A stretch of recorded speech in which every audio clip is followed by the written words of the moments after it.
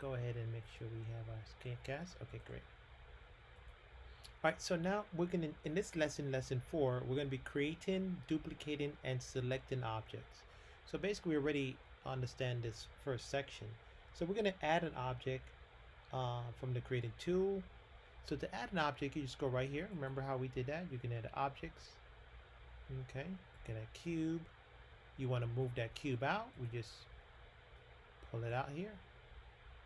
Okay, but we already have our object selected, so that's pretty cool. We're good to go. Now there's this little circle in the center. That's actually our origin. That's the center. So usually a quick way to do that, you can hit Shift C, and that will kind of put things back in perspective, bring it back to the origin of the location.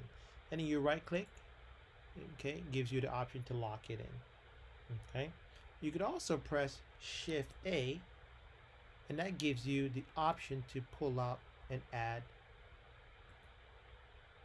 another object, pull it out. Once you like it, you hit what?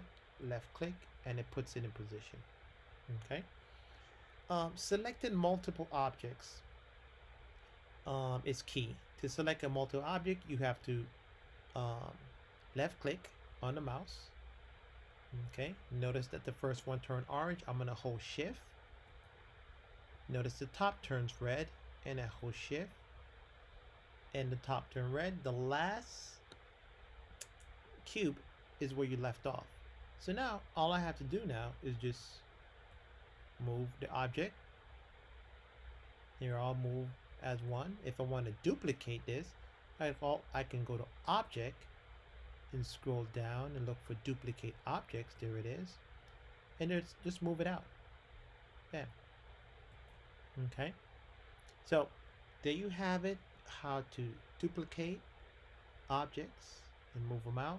If you deselect it, then you're just moving one object, as you can see. Okay, it's a pretty easy lesson. Make sure you guys follow along using the tutorial for lesson 4, and I want you to experiment as you go. Okay, so basically try creating an object, duplicating objects, selecting and duplicating multiple objects.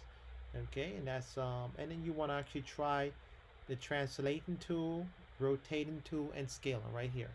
So here you have the move, rotation tool, scaling tool, and transformation tool. Okay, so if I click on that, I can actually transform or move the objects in different places. All right, so I'm going to go ahead and stop and let you guys experiment, and make sure you upload what you've done today.